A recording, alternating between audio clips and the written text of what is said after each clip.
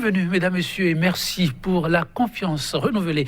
Plus que quelques mois et les élus municipaux et communaux actuellement en fonction au Bénin mettront en jeu le mandat. Une fin de mandat qui rime avec la fin de tout un cycle d'expérience en termes de gouvernance à la base. La troisième mandature de la décentralisation aura vécu sous le sceau d'une lutte implacable contre la mauvaise gouvernance, la corruption sous toutes ses formes. Troisième quinquennat de la décentralisation au Bénin. La gouvernance locale toujours à la croisée des chemins. Le regard de deux spécialistes en la matière pour nous aider à comprendre désormais les enjeux de la décentralisation au Bénin, le chemin parcouru, les projections utiles à faire pour faire de la décentralisation un réel vecteur de développement. Et déjà sur ce plateau, en notre compagnie, Erasme Raoul Glessoubé, juriste, il est expert en gouvernance locale. Raoul Glessoubé, bonjour. Bonjour, monsieur Joël. Et merci de répondre à notre invitation. C'est un plaisir. Le plaisir est partagé. En face de lui, un autre expert en gouvernance locale. Et un expert peut en cacher un autre, n'est-ce pas? Xavier Zola, c'est son nom. Juriste, il est expert foncier en gouvernance locale. Xavier Zola, bonjour. Bonjour. Merci de répondre à notre invitation. Le plaisir, il est le même, il est toujours partagé que d'être ici sur votre plateau. Sachez-le aussi, le plaisir est énormément partagé. Gouvernance locale, eh bien, il faut bien en parler. C'est elle qui motive désormais, dit-on, le développement inclusif, parce qu'en contact direct avec les populations. Alors, dans une accalmie relative, les conseillers municipaux et communaux béninois devront, dans les tout prochains mois, déposer le tablier et négocier à nouveau le suffrage de leur mandat pour ceux, bien entendu, qui veulent rempiler.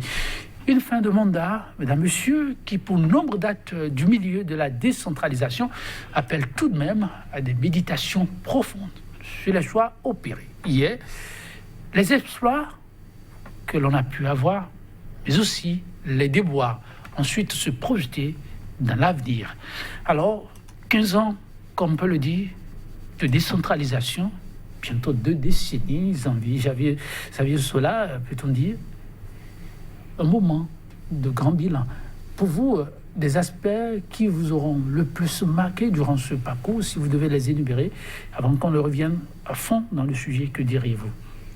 Merci. Je crois qu'il faut quand même commencer par dire que sur le principe, la décentralisation en elle-même a été une grande avancée que notre pays, le Bénin, est décidé, est choisi donc d'aller vers un système décentralisé, en l'occurrence à un seul niveau chez nous. C'est une très grande avancée, en ce sens que il s'agit de faire la promotion de la démocratie à la base. Il s'agit d'essayer de promouvoir le développement local et donc d'impliquer les populations, les communautés à la base. Et donc c'est pour ça que je trouve quand même que c'est une grande avancée qu'il faut saluer. Mais après avoir dit ça, qu'est-ce que je peux trouver comme élément aujourd'hui? Il y a une question que je me pose et que chaque citoyen se pose, ou j'espère se pose. Je suis citoyen de la commune, d'une commune Porte-Nouveau ou bien Matéré ou tout contournant. La question c'est de savoir si après 15 ans, est-ce que je suis en mesure de dire que ma commune, où je suis citoyen, par exemple, a apporté quelque chose, ou a changé quelque chose dans ma vie. Est-ce que moi, je ressens vraiment qu'il y a une administration communale qui est là, qui est là pour moi. Pour moi. Ça, c'est la question. Et je pense qu'à l'étape actuelle, 15 ans après, j'ai bien peur que la réponse à cette question soit non. Soit non.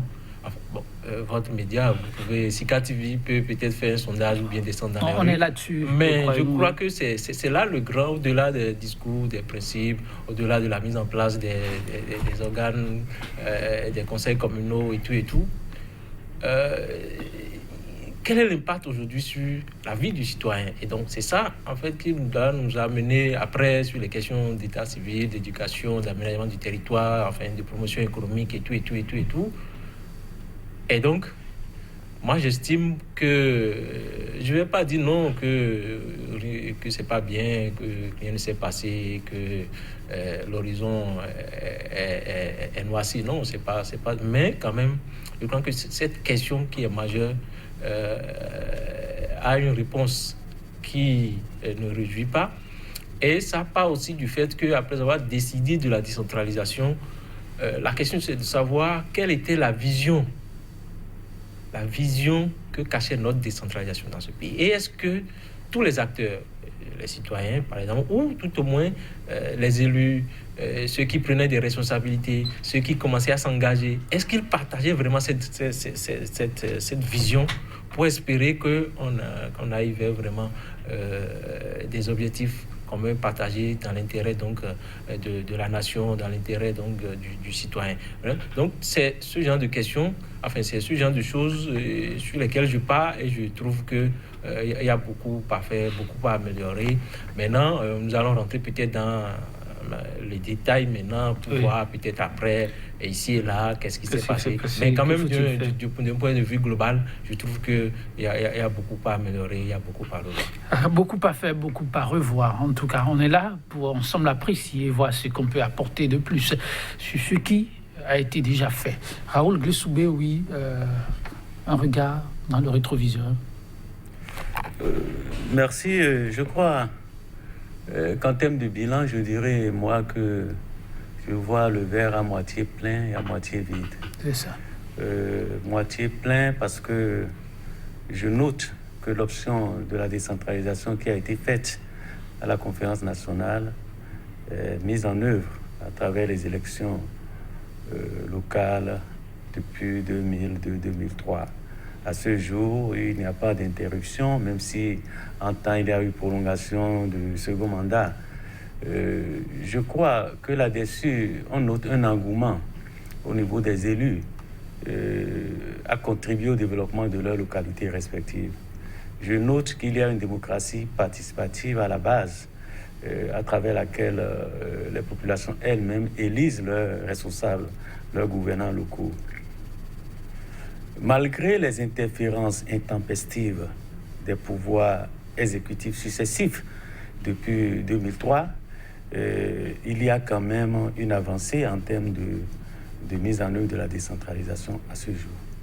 Je trouve le verre à moitié vide parce que je remarque une politisation outrancière du processus de décentralisation dans notre pays, ce qui, du reste, est un danger permanent qui déstabilise les pouvoirs locaux au détriment du processus de développement qui est l'un des objectifs clés de la décentralisation, parce qu'il ne vous aura pas échappé que la décentralisation fondamentalement a deux objectifs, la démocratie à la base et le développement local.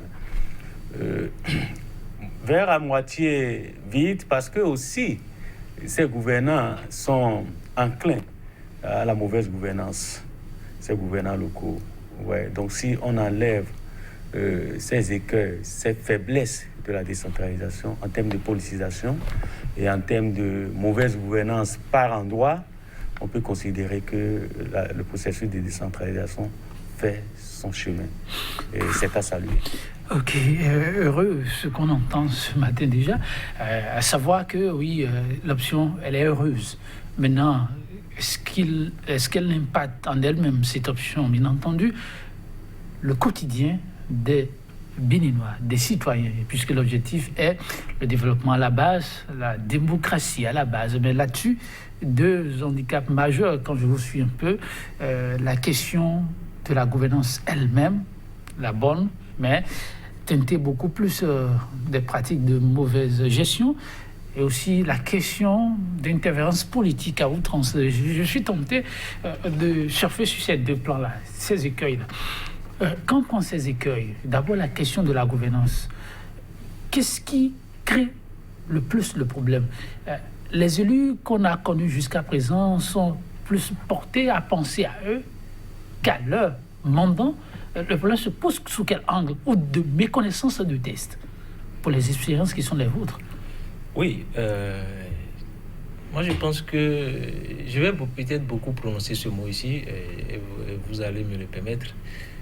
Tout commence d'abord par les visions que nous arrivons à développer dans nos têtes. Dans nos têtes? Oui. Je dis, par exemple, je veux me faire élire, ou bien je suis élu communal, membre du conseil communal. Bon, par la force des choses, ou bien avec un peu de chance, je deviens maire et tout ça. Oui. Mais quel est le projet que tu portes pour ma commune? Qu'est-ce que je veux faire? Quand je me projette, j'ai un mandat de 5 ans. Quand je me projette sur 5 années, au terme des 5 années, même moi-même, quand je m'endors chez moi et que je rêve, c'est quoi? Et ça, c'est des aspects que je trouve très, très, très, très importants, parce que après ça déteint sur les questions de planification. Et donc, si on n'y prend pas garde, ou bien quand on ne fait pas attention à ça, tous les jours, on est là à la mairie, il faut faire quelque chose, il faut aller à une réunion, vous voyez, le maire, enfin, les adjoints, les responsables de l'administration communale, ils sont tiraillés partout, il faut aller à une réunion à gauche, parce qu'on a dit de venir ici, il faut aller à une réunion là-bas, les questions politiques et tout ça, le maire devient otage de son conseil communal, et puis tout ce qu'on voit là. Donc, justement, lorsque vous parlez de vision, est-ce qu'elle ne doit pas être partagée que d'être la vision du numéro 1 de la mairie? Bien entendu, c'est pour ça, par exemple, ce numéro 1, en venant, qu'est-ce qu'il a dit? Est-ce que lui-même, parce que le système aussi est de telle sorte que celui qui veut, par exemple, être maire, c'est pas évident qu'il soit clairement identifié dès le début. Ça, d'abord. Et donc, c'est un groupe, un conglomérat en général, et puis tel que ça se passe, quelqu'un finit par être... Mais même le groupe qui le porte, est-ce que le groupe a un projet? Parce que au finish aussi, on a du mal à juger les gens, parce que, ils n'ont pas dit exactement ce qu'ils veulent faire pour qu'on puisse les évaluer par rapport à ça. On est là, on dit on va faire des écoles, on va faire ceci, on va développer. C'est quoi le développement?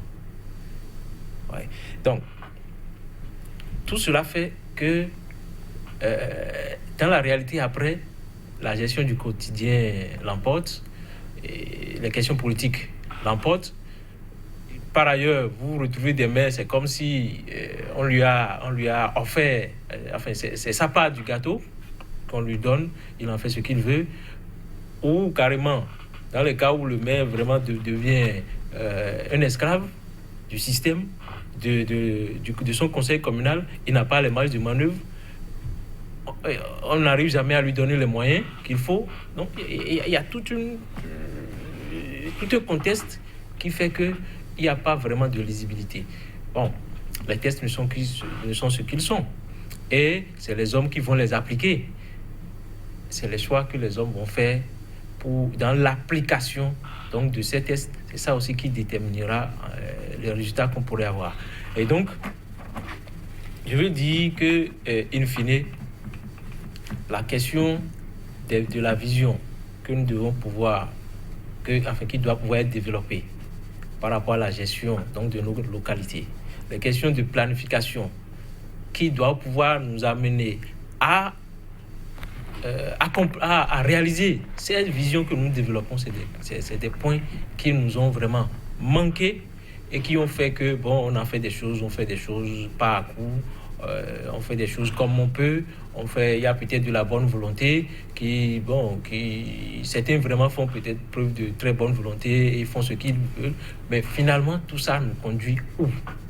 Tout ça conduit où? Oui, Raoul Clé-Soubé, peut-on dire que le manque d'ambition, mais aussi de vision tronquée constitue l'un des écueils à la gouvernance qualitative au niveau des communes aujourd'hui? Écoutez, moi j'ai toujours l'habitude de dire que cela soit un mandat national ou un mandat local, j'ai toujours l'habitude de dire que celui qui a l'ambition de se faire élire a d'abord une vision pour son pays. Parce que c'est rare de trouver des acteurs politiques vouloir se responsabiliser sans ambition. C'est rare. Maintenant, c'est à l'œuvre qu'on connaît les difficultés. L'une des difficultés, de mon point de vue, de cette décentralisation, c'est la politisation qui est faite du processus par le législateur à la deuxième mandat, je crois à la troisième mandature. Expliquez-vous. À l'avènement de la décentralisation, il était permis d'avoir des candidats indépendants. On est d'accord? Donc, il n'y avait pas que les partis politiques pour présenter des listes de candidats aux élections communales et locales. On pouvait ne pas avoir de parti et s'organiser en indépendant pour aspirer, être maire, être conseiller et tout ce que vous voulez. Ça, c'est le gage de la bonne gouvernance. Ah bon? C'est le gage de la bonne gouvernance parce que lorsqu'on s'organise en indépendant, le législateur a bien réfléchi. Vous n'êtes sous aucune pression politique parce que des associations de développement d'une commune peuvent s'organiser en liste d'indépendants pour conduire le développement de la commune. Et comme ça, vous avez des contraintes. Vous êtes liés par des contraintes de résultat. Mais lorsque il y a qu'on a constaté au fil du temps que le même législateur est amené à demander que pour être candidat à l'élection communale, il faut absolument être porté par un parti politique. Ça a ouvert une boîte de Pandore. Parce que tout le monde sait que c'est à travers les partis politiques que s'entretient la mauvaise gouvernance. À travers les partis politiques. Parce que lorsque un parti politique présente des candidats et qu'à la fin, des maires sont élus dans des communes, des conseillers locaux sont élus, leur première ambition après leur installation, c'est de mobiliser des ressources pour, au besoin, reconstituer les patrimoines éventuels qu'ils ont détruits pour dépenser et être élus. Automatiquement. Automatiquement. Parce que quand des gens viennent, ils pensent que quand on est conseiller, on est maire, il faut venir gagner de l'argent. Il faut venir avoir des marchés publics. Il faut venir, etc., etc. Il faut entretenir des compromissions dans les affaires domaniales. Il faut faire ci, il faut faire ça. Et tout ça amène le maire qui, au départ, avait une bonne vision pour sa collectivité locale, l'amène à être ébranlé. Parce qu'il y a d'un côté la menace de destitution des mêmes conseillers qui l'ont porté au poste de maire, sous prétexte qu'ils n'y trouvent pas leur compte, et de l'autre, il y a la menace de satisfaction de la population. Entre le marteau et l'enclume, le maire devient perturbable. Il devient inconstant dans ses décisions. Et le temps passe, il se rend compte qu'au fil de l'exercice de son mandat, qu'il ne réalise pas grand-chose pour sa population. Donc le problème, il faut le focaliser à ce niveau et comprendre que la décentralisation, la tribune politique dans un système démocratique, c'est le Parlement. La décentralisation, c'est le développement local. C'est un risque que de chercher à politiser la décentralisation. C'est un risque à tout point de vue. Point de vue résultat, au point de vue mauvaise gouvernance, etc. Et in fine, vous allez constater que, bon, on s'est fourvoyé et on aurait mieux fait d'avoir peut-être les 77 sous-préfets et chefs de circonscription qu'on avait, parce que là encore, on n'a affaire qu'à un seul individu chef d'une commune. Aujourd'hui, dans une commune où vous avez 45 conseillers communaux ou municipaux, vous avez 45 conseillers municipaux aspirants au poste de maire, menaçant le maire de prendre sa place, les 45, rêvant d'être maire. Là où vous avez 37 conseillers communaux, les 37 conseillers communaux se considèrent comme étant de virtuels maires. Donc, à tout moment, ils peuvent menacer le maire parce que chacun rêve secrètement de prendre la place de ce qui est là. Donc ça pose un problème dramatique pour la décentralisation dans notre pays. On en a le ce que vous dites là. Urge de corriger pour avancer, sinon ça va être grave. Vous qui côtoyez les maires, c'est d'ailleurs votre outil de travail, vous pensez qu'à l'heure où on en est, il va falloir repenser en tout cas cet aspect de la législation, autrement, les maires un peu plus indépendants, plus libres dans leurs actions que des maires sous couvert d'acteurs politiques ou de formations politiques? Pendant que j'y pense, je pense que le monde politique, ici ou ailleurs, qu'on soit au Bénin, qu'on soit dans d'autres pays, partout dans le monde politique restera le monde politique. Le Bénin qui a fait déjà l'expérience d'avoir des candidats presque indépendants, possibles maires, et aujourd'hui qui vit cette expérience d'élus qui doivent tout aux politiques. Est-ce qu'il faut revenir à l'expérience du départ ou autant continuer et apporter des mesures correctives? Il faut sur cette question-là précise, je crois qu'il faut mener la réflexion. Moi, je n'ai pas d'avis tranché là tout de suite. Mais on a vu des maires élus à partir de listes indépendantes, mais le résultat a donné quoi? Pour la première mandature, il y a eu de ces cas. Donc, ce n'est pas forcément la solution. Je ne dis pas non, mais il faut mener la réflexion. Poursuivre la réflexion sur cette question pour vraiment voir exactement le meilleur choix ou bien le choix le plus adapté donc, à notre situation. Élément important. La politique et l'administration dans nos communes aussi sont souvent imbriquées. Si la politique ne reste pas au niveau des politiciens et qu'elle doit vraiment aller jusqu'au niveau de l'administration, c'est forcément un problème. Vous allez partout dans le monde, le conseil municipal de Paris ou bien le conseil d'une ville de n'importe où, Allemagne, États-Unis, les politiciens feront toujours les mêmes jeux que nos politiciens font ici. Parce que c'est des hommes, c'est les mêmes, c'est toujours les questions. Enfin, oui, c'est par ailleurs peut-être il y a des gens se combattent pour des idées, des gens se combattent pour des intérêts de leur parti. Ça ne manquera jamais parce qu'on est. Mais je crois aussi qu'on n'a pas su.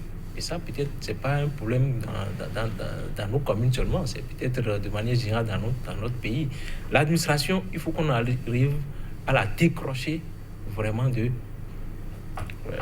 cacans des politiques. Voilà, des cacans des politiques. En tout cas, ce sont des problèmes qui sont là, qui crèvent les yeux. Il est question de trouver les voies et moyens pour s'en débarrasser, s'en départir aux besoins. Votre vis-à-vis, en évoquant ces questions tout à l'heure, a sorti un mot. On nous en voudrait certainement qu'on fasse un petit point là-dessus.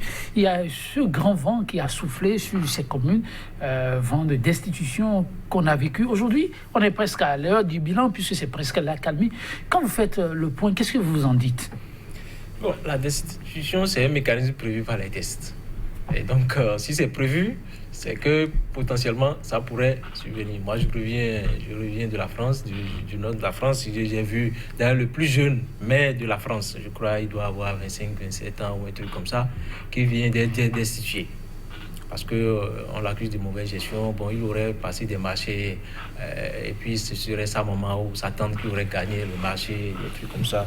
Et il est en plein procès en ce moment, et visiblement, tel que ça part, il pourrait être condamné. Donc c'est pour dire que c'est pas une invention, c'est pas nouveau et tout ça. Donc on peut destituer parce que c'est prévu par les tests, parce que c'est possible.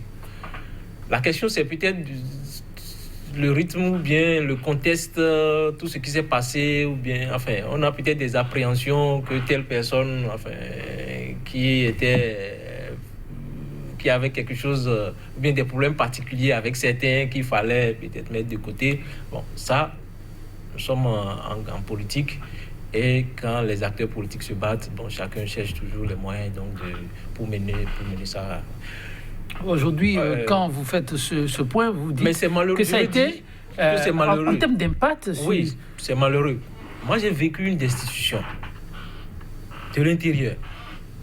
Et donc, une destitution, vous ne la faites pas d'ici une semaine, d'ici 2 semaines. Vous êtes parti pour des mois, peut-être 1 an, 2 ans. Et pendant tout ce temps, c'est que l'administration ne tourne pas. Le maire, quand une fois qu'il n'est pas assis, ou bien une fois que lui-même il n'est pas sûr de se réveiller le lendemain à son poste, assis sur son siège, qu'est-ce que vous pouvez lui demander? Qu'est-ce qu'il peut faire d'autre? Vous allez venir parler, vous allez venir lui expliquer, il va participer peut-être à vos réunions, il sera là de corps, ben, son esprit ne sera jamais là. Il n'aura jamais la tête sur les épaules pour pouvoir faire le travail. Donc, je veux dire que c'est vraiment malheureux que qu'on soit vraiment rentré dans un cycle d'instabilité. Enfin, ça donne vraiment l'air d'un cycle d'instabilité. Même quand c'était déjà stable, c'était la gestion, les problèmes étaient déjà là. Bon, comment vraiment positionner la commune, comment arriver à produire les résultats, on ne s'en sortait pas. Mais quand on rentre dans un cycle d'instabilité, c'est que on ne pourra jamais avoir les résultats et c'est les populations donc qui vont vraiment en souffrir.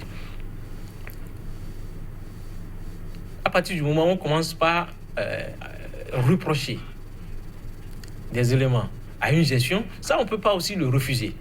On peut pas, c'est aussi la démocratie que de permettre aux gens d'estimer que telle personne pose des actes qui ne permettent pas d'atteindre ou bien de pouvoir aller vers le développement tant souhaité. On ne peut pas le refuser. Mais au même moment, il faut vraiment qu'on encadre ça. Mais est-ce que des tests peuvent vraiment encadrer ce genre de choses? On ne peut pas interdire. Est-ce qu'on peut prendre des tests pour dire non, on ne doit pas destituer? Non, on ne peut pas aussi le dire. Tout revient à la question donc de la gouvernance, tant au sommet de l'État, donc depuis le niveau national, au niveau local, où on arrive vraiment à élaborer des politiques inclusives, où on arrive vraiment à avoir des plans qui permettent donc à chaque acteur de pouvoir se retrouver pour concourir donc à l'atteinte des objectifs. Oui, sur la même question, Raoul Glessoubé, comment vous les avez vécu ces moments intermittents de destitution? Beaucoup pensaient que c'est un pas très mauvais qu'on venait alors là de faire, mais après on s'est rendu compte que c'est comme un vent passager. Mais comment vous l'expliquez aujourd'hui avec un peu de recul? Non, je crois, avant de répondre à votre question, je voudrais nuancer un peu. Tout à l'heure, en parlant d'indépendants, je ne veux pas dire ou affirmer que la liste des indépendants ou les listes des indépendants sont les meilleures listes en matière de gouvernance locale, par expérience. Tel n'est pas forcément mon point de vue. Mais je note que la promotion de telles listes d'indépendants pour les élections locales et communales pourrait être un gage de transparence dans la gouvernance, pourrait être un gage de bonne gouvernance à la base, de mon point de vue, parce que la politisation du système de décentralisation constitue un danger permanent au regard de ce que nous savons des partis politiques depuis la conférence nationale, de ce qu'ils sont en matière de gouvernance politique, si vous permettez. Gouvernance des affaires publiques. Cela dit, pour répondre à la préoccupation de la crise ou de destitution qu'on a connue dans le pays, je crois que les tests l'ont prévu. La seule chose qu'il convient de regretter, c'est que le législateur n'ait pas prévu les cas pour lesquels il peut y avoir destitution. C'est les fautes qui pourraient être commises par un maire. Pourquoi dites-vous que ce n'est pas prévu? C'est pas prévu. Ce qui a été mentionné, vous trouvez ça trop évasif ou... Oui, parce que la destitution est faite par les conseillers communaux. Lorsque 2/3 des conseillers, et je parle même de crise politique en matière de destitution, lorsque 2/3 des membres d'un conseil communal sont mécontents du maire pour une raison ou une autre, ils peuvent signer une motion de destitution et demander sa destitution. Le préfet a beau arbitrer pour faire la paix, s'il persiste, le préfet est obligé de lâcher pour qu'ils aillent à la décision, même si le maire n'a pas commis de faute. C'est ça la différence. Même si le maire n'a commis aucune faute.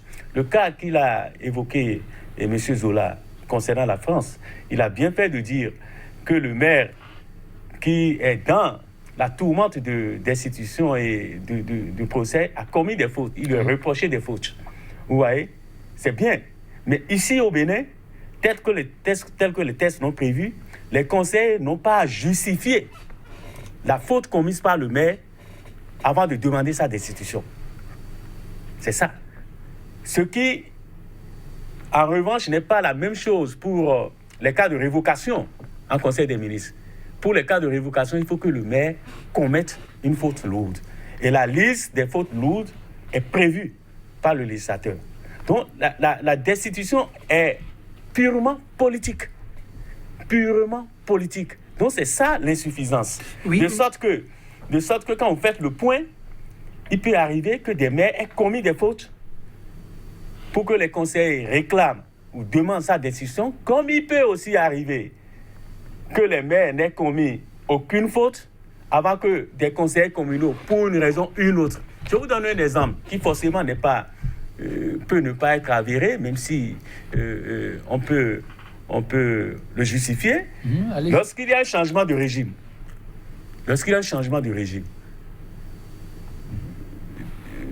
par exemple, Kérékou 1 et Kérékou 2 au régime Yahi Boni, s'il y a des maires qui sont là, et qu'en temps, le maire avait soutenu le régime Kérékou, et qu'aujourd'hui, ces conseillers communaux se retrouvent avec le régime Yahi, majoritairement, les 2/3 peuvent se mettre ensemble pour dire « nous ne voulons plus de ce maire parce qu'il a été kérékouiste ».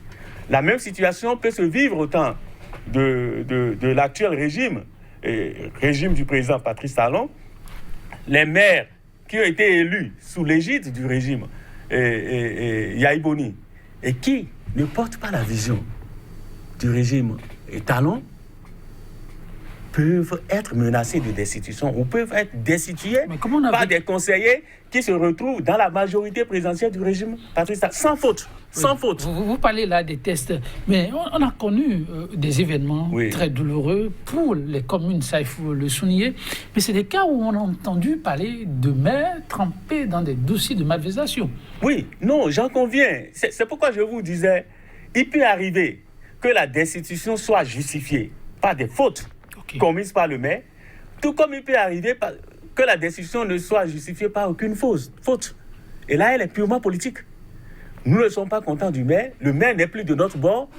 Et nous sommes de la majorité. Il faut l'enlever. Nous ne sommes pas contents de sa gestion d'intérêt général. Puisque nous n'avons pas nos intérêts particuliers avec lui. Il faut l'enlever. Parce qu'ils n'ont pas justifié la faute qu'il a commise avant de le destituer. Ce qui n'est pas le cas pour la révocation. Alors, sur cet aspect, vous pensez qu'il faut mettre des balises? Je pense, de mon point de vue, s'il y a des réformes à faire en matière de destitution, il faut prévoir que pour être destitué, tout comme pour être révoqué, il faut avoir commis une faute lourde, pour être destitué, il faut aussi avoir commis une faute lourde. C'est tout simple. C'est sortir la destitution de son carcan politique ou politicien, si vous préférez. C'est-à-dire que ça ne soit plus le mécontentement d'un conseiller ou l'appartenance à un camp politique ou non du maire qui justifie sa destitution. C'est tout. Oui, question de gouvernance, réalité politique, les deux vont presque de pair quand on vous suit. Quand on prend des cas pratiques vécus au Bénin aujourd'hui, avec un peu de recul, qu'est-ce que l'expert pense qu'on pourrait faire pour éviter de retomber dans des situations qui vont empêcher les emprises du développement sur le terrain, lorsqu'on vit des moments comme ceux-là? Oui, je crois qu'il faut tirer effectivement leçon des expériences vécues, comme le dit si bien M. Glessoubé, et essayer donc de faire les aménagements nécessaires par rapport à la loi, s'il y a possibilité de réformer et puis améliorer les choses. C'est pour ça aussi qu'il faut faire les expériences. Ce qui s'était passé, avant cette période où il y a eu une succession d'institutions et de révocations, en fait, on n'avait pas encore expérimenté la loi de cette façon. Il y avait eu des institutions, mais pas cette façon-là. De cette façon, pas peut-être un rythme soutenu. Voilà, à ce rythme-là. Bon, mais ça aussi, ça nous permet d'éprouver nos tests. Parce que c'est ça aussi l'opportunité.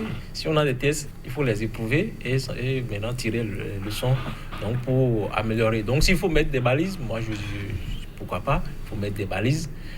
Mais un jour, on va pouvoir mettre en œuvre ces nouvelles dispositions. Et donc je veux finalement revenir à la question de l'état d'esprit. Parce qu'après, si le monsieur, il est convaincu que le maire là, il ne fait pas son affaire, il est contre lui. Bon, qu'est-ce que vous pouvez maintenant? Il ne le dira jamais à haute voix. C'est qu'on va commencer à chercher, on va commencer à regarder de près, c'est qu'on va commencer à organiser tout ce qu'on peut organiser jusqu'à trouver les moyens légaux pour atteindre les objectifs. Maintenant, c'est de l'intérêt de qui? De la population? Est-ce que vraiment le maire, il en est arrivé vraiment à devenir un ennemi, donc je dis comme ça, de la gestion de la chose publique, pour qu'on en arrive à ce point? Donc c'est tout ça, il faut pouvoir mettre tout ça dans la balance, il faut pouvoir regarder tout ça de près pour pouvoir opérer des choix. Au-delà de ça, oui, je pense que les hommes, il faut qu'on commence vraiment à faire attention aux hommes que nous choisissons à divers niveaux pour exercer les responsabilités. Cette réflexion, je pense qu'il la faut vraiment. Parce que vous débarquez n'importe qui, n'importe comment, c'est aussi que ça va se ressentir dans la gestion. Si le monsieur, lui, est convaincu que c'est être CA ou bien être maire, c'est venir s'enrichir. Et c'est après, il découvre que non, que c'est pas ça. Et que il va commencer à dire que c'est le maire seul qui fait les choses. Est-ce que ceux qui s'engagent, est-ce qu'ils comprennent? Est-ce qu'ils savent? Vous pensez qu'il est temps aujourd'hui d'informer plus amplement sur les enjeux de la décentralisation, les fonctions de maires, élus locaux et autres? Il faudra faire à nouveau ce travail et à fond, dans toutes les langues au besoin, avant de relancer la machine. Exactement, c'est très important. Parce que nous sommes en train de traverser aussi une période maintenant où, de plus en plus, vous allez entendre beaucoup peut-être d'élus locaux dire « Ah, si c'est ça, moi je ne suis pas dedans.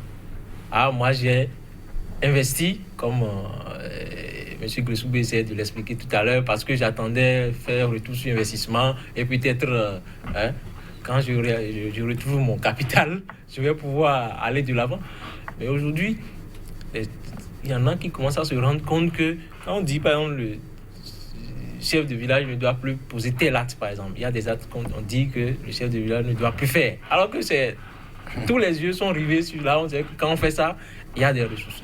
Donc, il faut vraiment qu'on explique, qu'on sensibilise, qu'on arrive à un niveau où chacun doit pouvoir comprendre que en s'engageant dans cette affaire, c'est pas pour aller s'enrichir.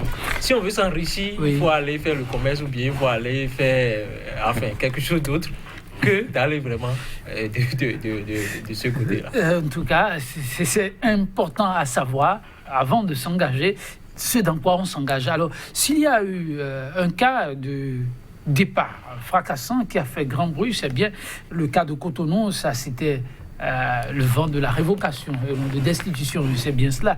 Mais au registre des cas de destitution qu'on a connus, on constate qu'il y a des communes qui ont semblé vivre les mêmes schémas, mais on n'a pas eu les mêmes résultats.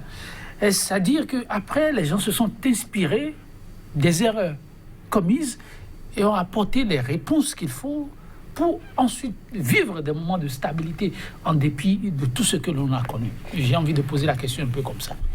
Non, je crois que vous avez touché un point sensible de la gouvernance locale en évoquant l'expérience de Cotonou, la révocation du maire Liadi Soklo, qui aurait commis des fautes lourdes, parce que pour être révoqué, il faut avoir commis des fautes lourdes.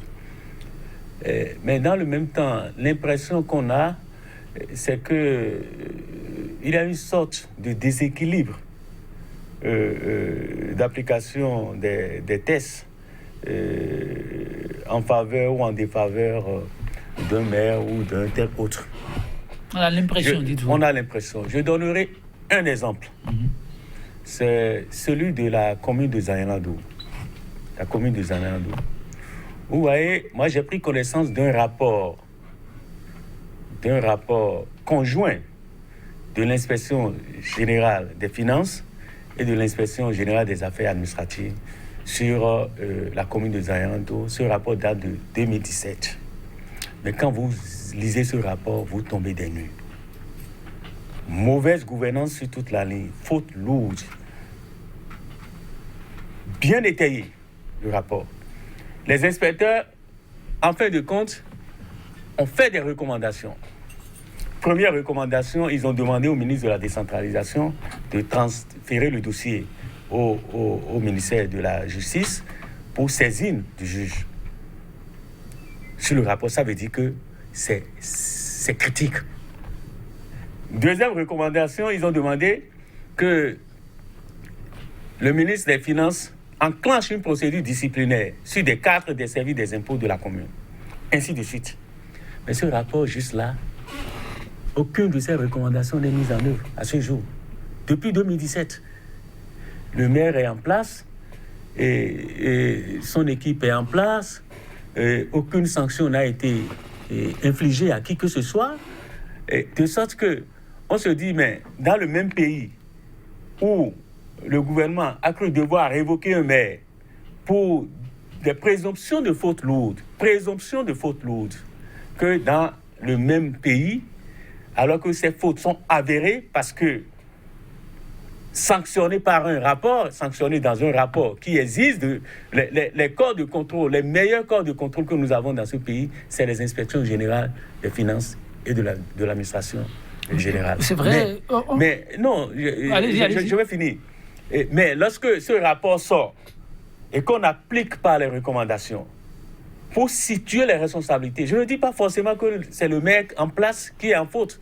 Je ne dis pas forcément que c'est les cadres qui sont incriminés, qui, a priori, ont commis des fautes. Mais je recommande la mise en œuvre de ces recommandations pour situer les responsabilités.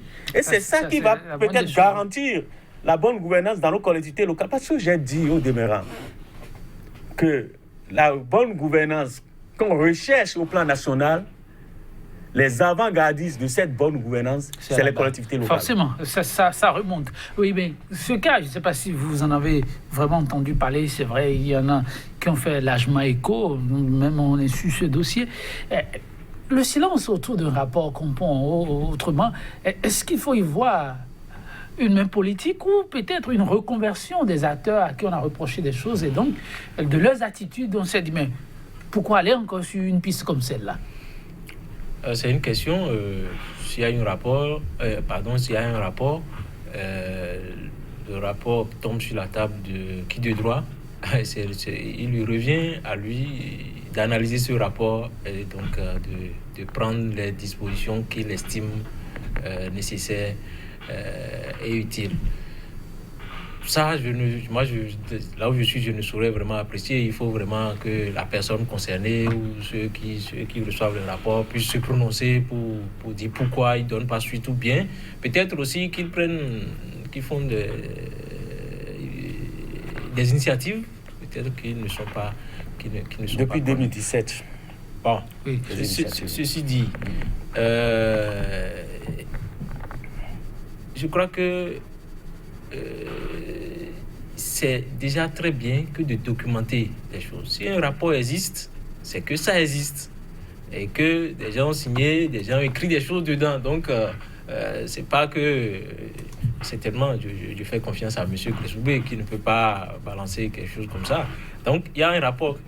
Mais de manière générale, il faut qu'on essaie de voir aussi qu'il y a une tendance. C'est laquelle ? Il y a une dynamique. C'est de mettre chacun face à ses responsabilités. Mais vous savez aussi que tout ça, moi je ne veux pas me mettre à la place des décideurs ou bien de ceux qui ont... Mais on n'ouvre pas tous les fronts à la fois quand même. Qu'est-ce que vous voulez dire par là ? Je veux dire que tout ce qui se passe, il faut reconnaître que nous revenons de très loin dans le pays, dans le pays, du point de vue de la gestion, de la mauvaise gestion, je veux dire, du point de vue de la prévarication, les habitudes, les façons de faire. Et donc, il faut pouvoir dire tout ce pays-là au même moment et à l'instant où nous sommes. Il y a trop de dossiers à gérer. Moi, je pense qu'il y a suffisamment de dossiers que les gens... Donc, une chance pour le mettre actuellement en place, dans ce cas-là. Non, je ne connais pas ce dossier. Je ne veux pas vraiment parler donc, du cas spécifique. Du cas spécifique. Ouais. vous parliez tout à l'heure, je ne sais pas, le cas du maire de Cotonou qui a été révoqué, il y a le maire d'Aplaro qui a été révoqué, il y a tous les autres qui ont été destitués. Moi, je me dis souvent, et ce que je remarque, les arguments que les gens avancent quand vous fouillez, vous remarquez toujours que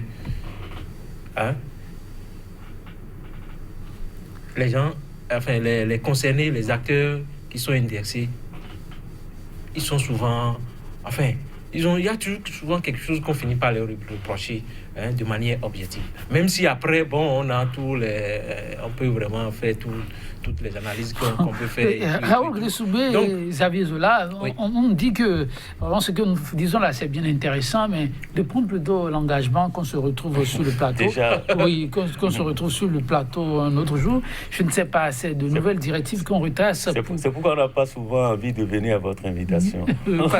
parce que le temps s'y prend toujours. Voilà, ne vous en faites pas, ce qu'on fera plutôt, on s'entend avec la réalisation pour convenir d'un jour et faire un travail en complément, en fonction de votre disponibilité, bien entendu.